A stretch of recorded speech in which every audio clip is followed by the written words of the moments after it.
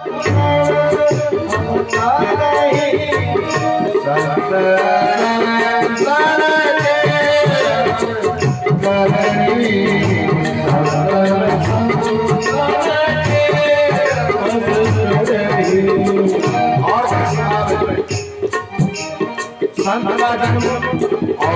असंत का जन्म इसी धरती से होता है। जैसे लेकिन अंतर क्या है, अगर असंतन व्यक्ति मिल जाए तो लगता है कि विपत्ति आ गई, कि कब जाए मेरा, कब छुटकारा हो इससे।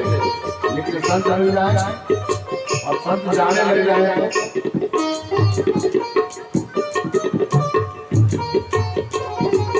असंत का मिलना कैसा लगता है।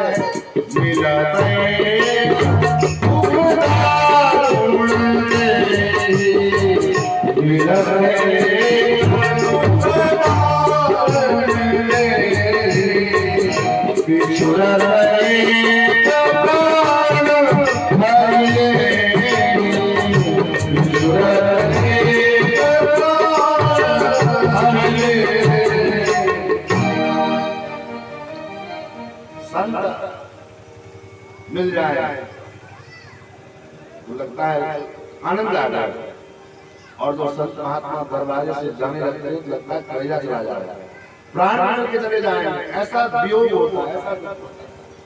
और कोई असज्जन व्यक्ति मिल जाए, जितना देर तक वो साथ रहता तब तक विपत्ति लगती, कब छूटे इसका साथ, ये जीव का जंजाल है समाप्त हो।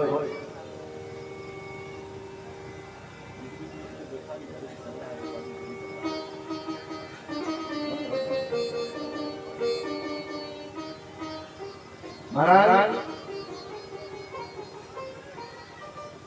ऐसा तीक्ष्ण है। और दूसरा लक्षण क्या बताया, कारण का जो कारणिक हो, जिसके हृदय में करुणा भरी हो। करुणा कैसे हो, ये जो अपने दुख से दुखी नहीं हो, जो दूसरों के दुख से दुखी हो जाए वो संत है, और जो अपने दुख से दुखी होए वो मनुष्य है। कहा गोस्वामी जी ने, संत हृदय नवनीत समान, संत का हृदय मक्खन के समान, मक्खन समान कोमल है। उदाहरण तो दे दिया मक्खन के समान कोमल है, लेकिन फिर भूल गए, अरे ये तो गड़बड़ हो गया। संत का हृदय तो नवनीत से भी ज्यादा कोमल है। क्यों? क्योंकि निज परिताप द्रवै नवनीता, मक्खन के ऊपर स्वयं का ताप लगता है तब वो पिघलता है, और पर दुख द्रवै सुसंत पुनीता, जो दूसरे के दुख को देख करके पिघल जाए वो संत है। तो कारण का और जो सुहृद, जो सबका सुहृद है, सर्वदेहिना अजात शत्रवशांता साधवसाधभूषण, जो अजात शत्रु है, जिसका कोई शत्रु नहीं, और शांत है, चंचल नहीं।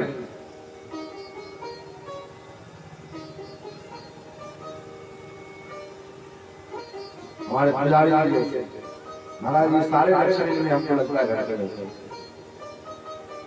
है तो उठ जाओ उठ जाए, तो बैठ जाओ तो बैठ जाए, ये काम कर लीजिए तो नहीं काम करना है, उससे एक चीज ज्यादा करना है ना काम करना है। डांट दो तो उसको लाते रहे,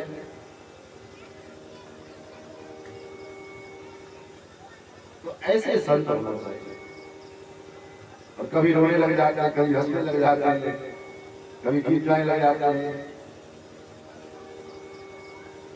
महाराज ये संत का लक्षण है।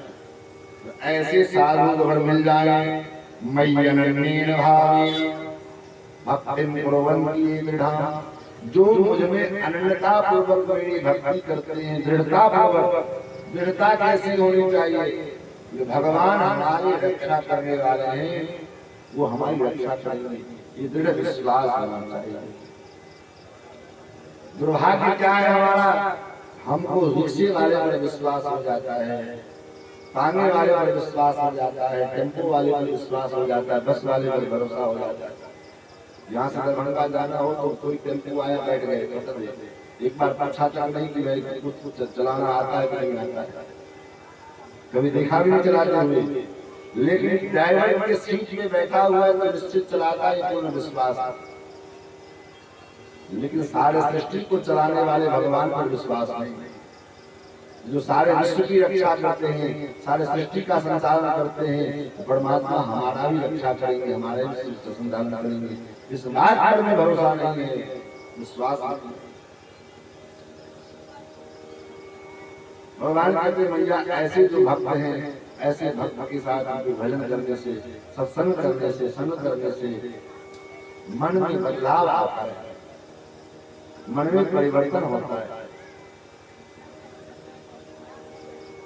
और जब ऐसे भक्तों के साथ सत्संग होता है तो क्या होता है? सर्वसंग विवर्जिता संगस्ते स्वस्ते प्रार्थ संग दोष हरायते। तब वो जीव संग के दोष से वंचित हो जाता है। कुसंग का अगर संग लग जाए तो बड़ा समस्या होता है जिंदगी में।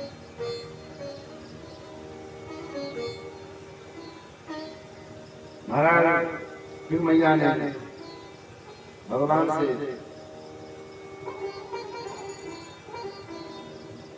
महदानी प्रकृति और पुरुषों के विषय में पूछा, महत्व क्या है, पुरुष क्या है, ध्यान के योग, ध्यान अष्टांग योग के विषय में पूछा, योग का मतलब क्या है, योग का फल क्या है। भगवान कहते हैं योग 8 प्रकार के होते हैं और योग का मतलब ही होता है जिस क्रिया के द्वारा हम भगवान के साथ जुड़ जाए। योग में जुड़ना होता है। आज जो योग होता है वो योग नहीं, वो व्यायाम है जिससे शरीर को फिट रखा जाए, उसकी प्रक्रिया है, योग नहीं। जिस क्रिया के द्वारा हम उस अंतर्यामी परमात्मा के साथ हमारा कनेक्शन हो जाए, हम जुड़ जाए, उस क्रिया का नाम योग है। और वो योग 8 प्रकार के हैं। कौन कौन? यम सबसे पहला नंबर है यम, और उस यम के भी 5 प्रकार हैं। हम पहले देखो, लोग कहते हैं हम ध्यान शिविर में गए। आजकल ध्यान शिविर का बड़ा प्रचलन चला है। शहरों में बड़े बड़े हाल में ऐसे हाल बुक किया जाता है, इसके लिए 3 दिवसीय ध्यान शिविर लगाया है। अब विचार करो, दुनिया का कोई भी इंजीनियर चला है, लेकिन जब वो बिल्डिंग बनाता है तो 6ठा मंजिल बाद में बनता, पहला मंजिल पहले बनता है। ऐसा नहीं कि 6ठा मंजिल पहले ढाल दे तब नीचे से शुरुआत करें। तो पहला मंजिल तैयार नहीं हुआ और हम 6ठे मंजिल बनाने के चक्कर में पड़ गए। पहला मंजिल क्या है, पहला स्टेप क्या है? यम। और यम कितने प्रकार के? 5 प्रकार के। कौन कौन?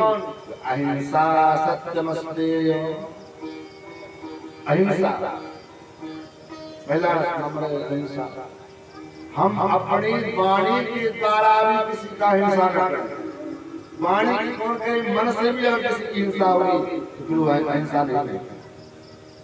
इतना कठोर नियम। तभी तो महाराज कहान के हम लोग कथाओं में सुनते हैं, महात्माओं के आश्रमों में शेर और गाय एक साथ घाट पे पानी पीते थे। क्यों? क्योंकि जब वो मन, वचन और कर्म, जब उसके तीनों अंग में पूर्ण रूप से अहिंसा प्राप्त हो जाएगी, उसके पास कोई व्यक्ति अगर आएगा अहिंसा करने के लिए, उसका भी मन बदल जाएगा, वो भी हिंसा छोड़ देगा। गौतम बुद्ध के पास अंगुली भाई डाकू आया मारने के लिए, लेकिन उनके पास में आकर उसका मन बदल गया। क्यों? क्योंकि वो पूर्ण अहिंसा करते।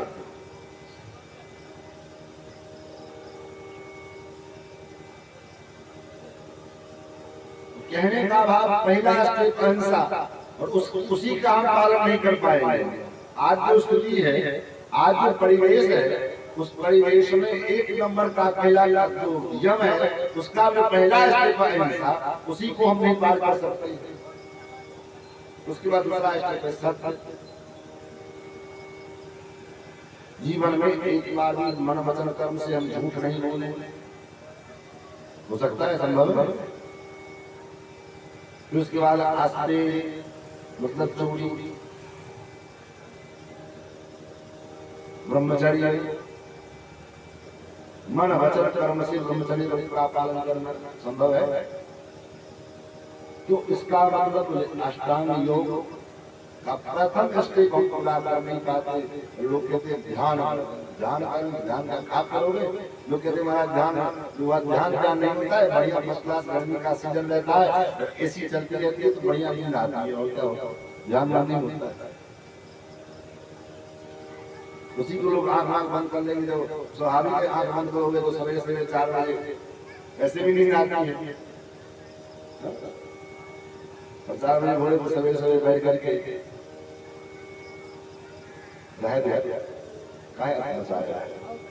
बहुत रास्ते की करेगा, भगवान हमारे पास जाएगा।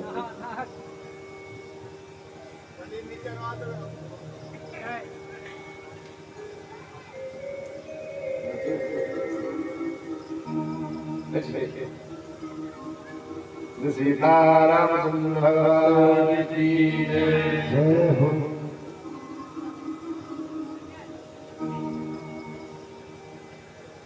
अहिंसा, सत्य, ब्रह्मचर्य, सत्य, इन जब 5 नियमों का पालन करके पूर्ण रूप से पालन करके तब जाकर के यम पूरा होता है, और तब दूसरा स्टेज शुरू होता है नियम। तब जाकर के आसन, आसन में भी कितने प्रकार हैं, प्राणायाम, प्रत्याहार, धारणा इत्यादि, और तब ध्यान। लेकिन अगर महाराज फिर भी हम ध्यान करना चाहें तो क्या करें? तो कुछ करने की आवश्यकता नहीं। अपने आराध्य का, अपने इष्ट का छवि जो है वो मंदिर में जाकर दर्शन करते हैं, तो उस इष्ट की छवि को अपने नेत्रों में धर करके और उसी का चिंतन करते रहे। आज के समय में मोटा मोटी वही ध्यान, और उसी को करना भी चाहिए, ज्यादा सब पत्रों में करना भी नहीं चाहिए। महाराज भगवान का ध्यान कैसे होना चाहिए? तो भगवान के सर्वप्रथम ठाकुर जी के चरणारविंद का ध्यान करना चाहिए। संचिंतये भगवतः चरणारविंदम्, भगवान के पादारविंद का ध्यान। और भगवान के पादारविंद में क्या क्या है?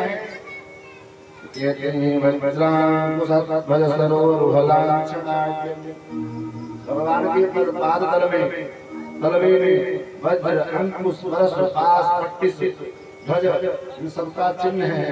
उस चिन्ह का ध्यान करिए। उसके बाद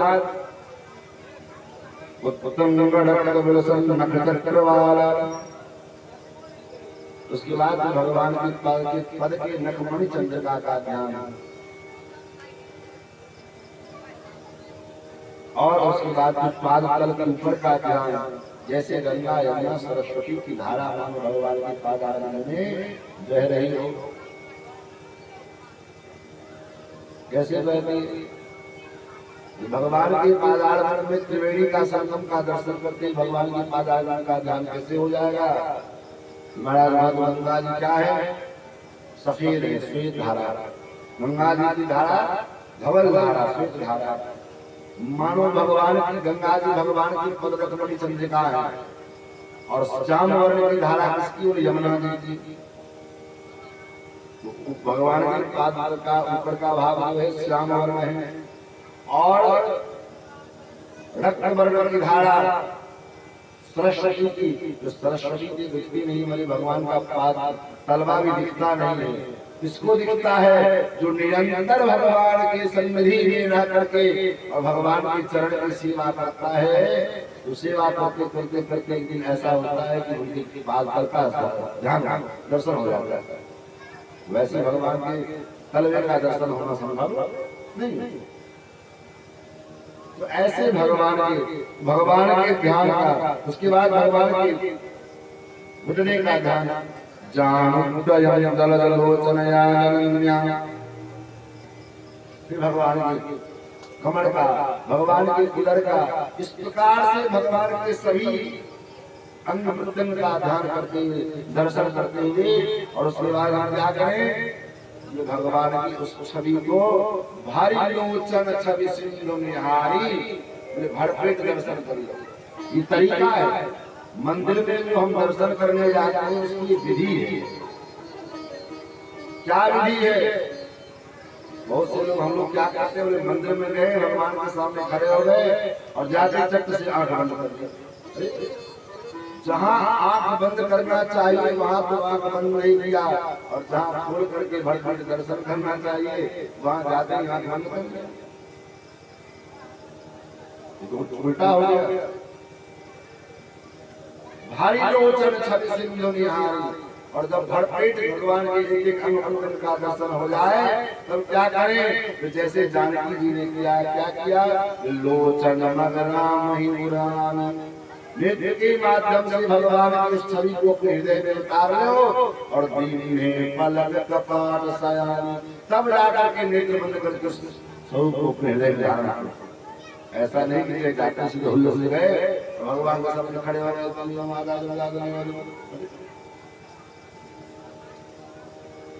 बहुत से लोग दर्शन करने भी जाते हैं, तो समस्या क्या रहती है, दर्शन करने जाते सबसे बड़ी समस्या रहती है चप्पल जूते की।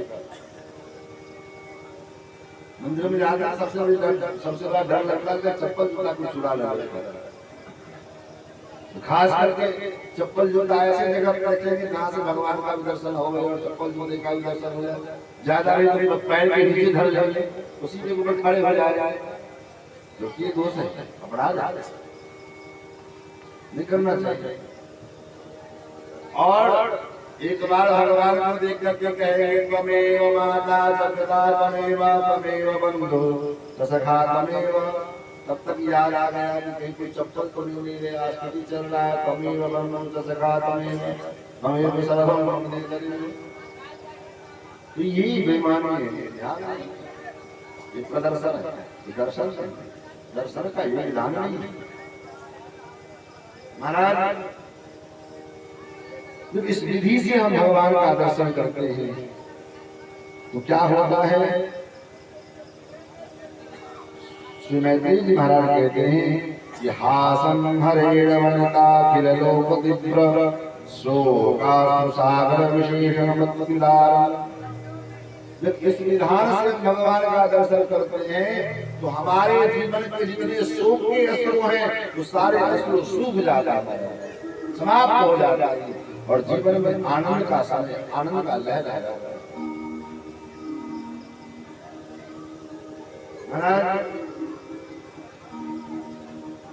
फिर तो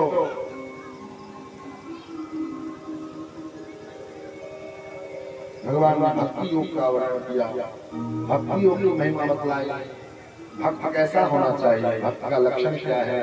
भगवान कबीर कहते हैं कि सच्चा भक्त वही है जो मेरी भक्ति करने के बाद मुझसे कुछ चाहता नहीं, मैं उसको कुछ देना भी चाहता हूँ तभी वो कुछ देता नहीं। भगवान कहते हैं सालोक्य सारकिसांक्य सारोत्विकल्पमर्पितं दीयमानं गृह्णन् दीविनामत्सेवनं जनाः। मैं उसको कुछ देना भी चाहता हूँ, सालों की मुक्ति, सारों की मुक्ति, सार की मुक्ति, सामिप्य मुक्ति, ऐक्य मुक्ति, ये सारी मुक्तियां मैं उनको देना भी चाहता हूँ तो वो लेना नहीं चाहते हैं। दीयमानं न गृह्णन्, बिना मुझसे वो मेरे सेवा के अतिरिक्त और कुछ नहीं लेना चाहते हैं।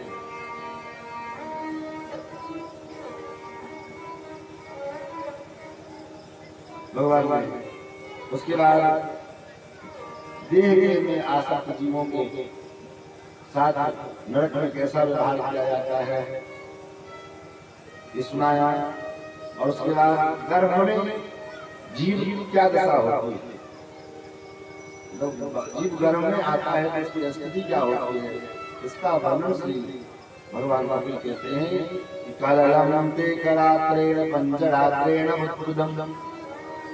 गर्भ की पहली रात्रि में वो एक कलल के समान होता है। पंचरात्रेण मुत्कुदम, गर्भ के पांचवी रात्रि में जब वो जिस दिन से वो गर्भ में आता है, उसके पांचवी रात्रि में वो पानी के बुदबुदी के समान होता है। ये क्या है? इसको मेडिकल साइंस, आज लोग कहते हैं मेडिकल साइंस, और उसके लिए कितना काम धाम मीटर मीटर और कितना लगाना पड़ता है। और भगवान यहाँ भागवत पढ़ लो, आपको ऑटोमेटिक पता चल जाएगा। भागवत पढ़ लो महाराज, आपको ऐसे पता चल जाएगा, किसी भी अल्ट्रासाउंड और एक्सरे की जरूरत नहीं है। कललम ते करात्रेण पंचरात्रेण मुत्कुदम दशाहे करकंधो, 10वीं रात्रि में वो करकंधों के समान पेड़ के फल के समान हो जाता है। मासेन शिरोदाभ्याम, 1 महीना जब होता है तो वह उसके सिर और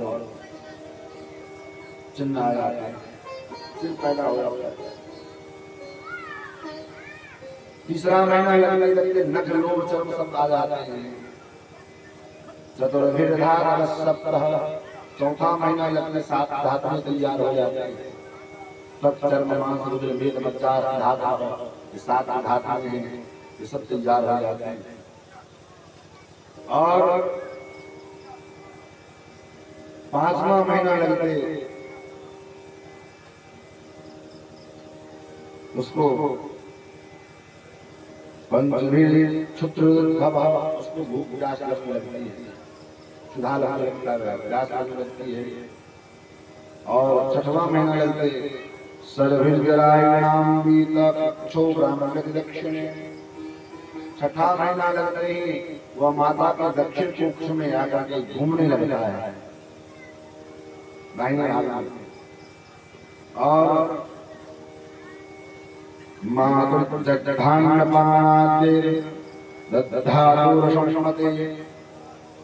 जो कुछ खाती है पीती है, उसके द्वारा उसका भी पालन पोषण होने लगता है। और तो 7वां महीना लगता है तो महाराज उसको ज्ञान आ जाता है।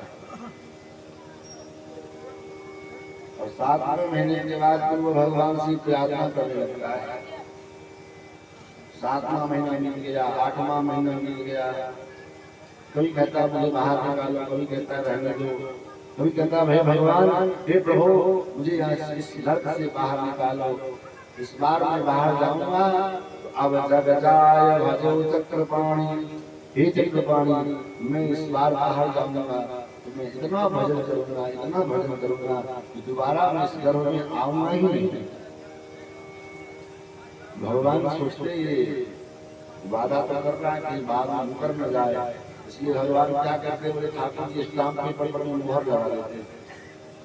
क्या मुहर लगा देते हैं? वे हमारे आपके हाथों में, हाथ के अग्रभाग में शंख चक्र का मुहर लगा देते हैं। किसी के हाथ में शंख, किसी के हाथ में चक्र का मुहर लगता है, किसी के हाथ में दोनों का रहता है। अंगुली के अग्रभाग में यहाँ पर में मुहर लगा देते हैं। क्यों? क्योंकि ये हाथ से ही काम करेगा और समय आने पर वादा तो कर रहा है कि मुकर न जाए, भूल न जाए, इसलिए भगवान ऐसा करते हैं। महाराज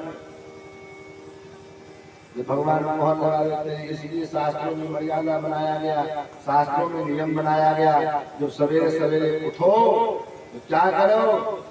कराग्रे वसते लक्ष्मी, कर मध्ये सरस्वती, कर मूले गोविंद, प्रभाते कर दर्शन, प्रभाते कर दर्शन। सवेरे सवेरे के हाथ का दर्शन करो।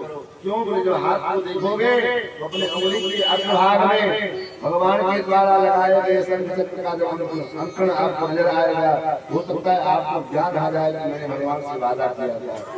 लेकिन अब समस्या क्या आ गई कि अब तो प्रभात कर दर्शन होते नहीं है। अब तो प्रभात में कब दर्शन होता है? सवेरे सवेरे सो के उठो तो सबसे पहले आंख मलते हुए चाय की तरफ करती है, वो चाय कहाँ मिलेगी? और इसलिए हमारे ललन जी यहाँ 4 बजे से आके दुकान भी खोल देते, लोग इधर से भी आएंगे इधर से भी आएंगे, चाय तो सबसे पहले चाहिए। महाराज प्रभात में कब दर्शनम?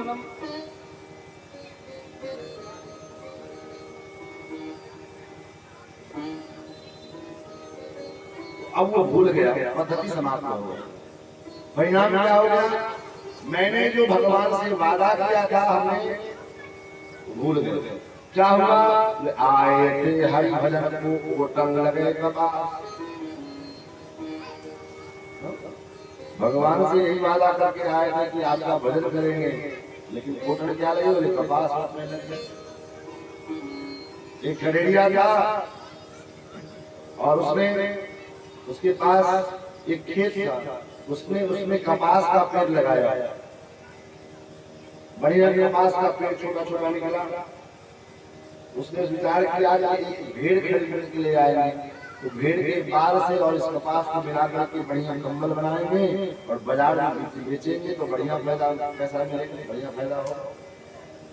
तो उसने भेड़ खरीद के लाया और परिणाम क्या हुआ? बोले घर में भेड़ को बांध करके कहीं बाहर गया था, भेड़ का रस्सी खुल गया और भेड़ उठा तो सारा कपास चढ़ गया। तो को बांधी करेगा। शरीर प्राप्त किया था भगवान से, इस जन्म में जाकर के इस मानव शरीर के द्वारा हम आपका इतना भजन करेंगे, इतना भजन करेंगे कि जो आपका 84 लाख का जो चक्कर है, इस 84 के चक्कर से हम मुक्त हो जाएंगे। पुनरपि जननम पुनरपि मरणम पुनरपि जननी शरीर सहितम, बार बार जन्म लेना, बार बार मरना, इसका जो चक्कर है इस चक्कर से हम मुक्त हो जाएंगे। लेकिन क्या हुआ? आए थे हरि भजन को के पास, यहाँ संसार में आते ही हमारा सब भूल गए। और कोई याद दिलाना भी चाहता है तो हम याद करना नहीं चाहते। और कोई महात्मा, कोई आध्यात्मिक पुरुष, कोई आचार्य, कोई संत अगर आकर के याद दिलाना चाहते भी हैं, फिर भी हम याद नहीं प्राप्त करना चाहते हैं।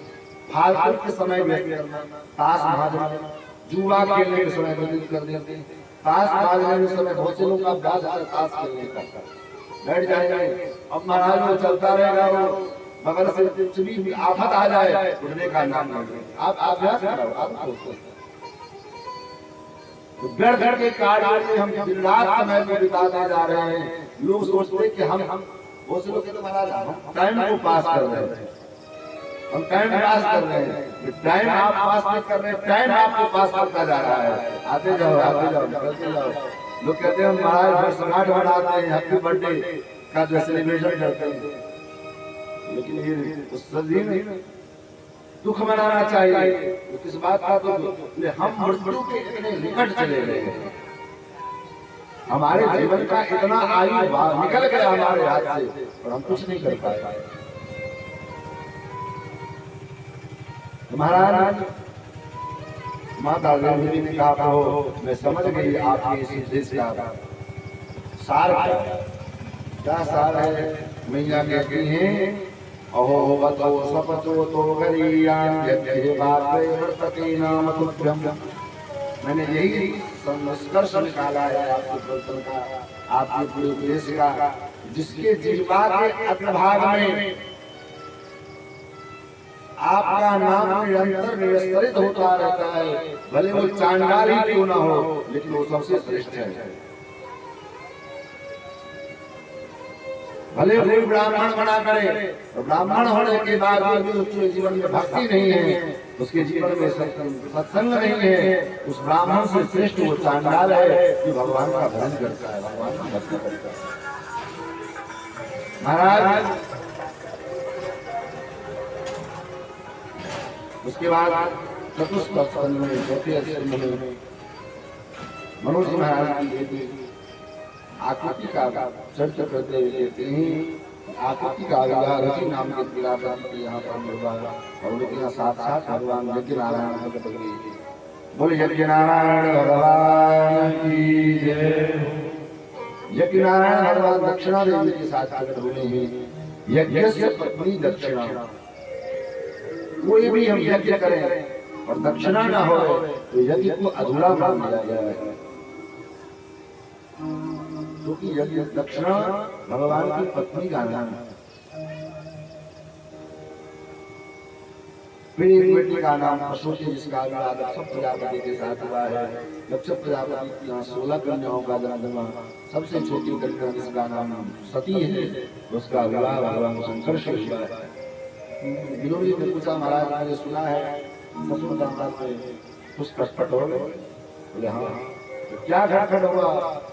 महाराज दक्ष प्रजापति के पद में प्रतिष्ठित हो गए, उनको पद का अभिमान आ गया। एक दिन सभा में दक्ष प्रजापति ने भगवान शिव का अपमान कर दिया और उसके बाद जीवन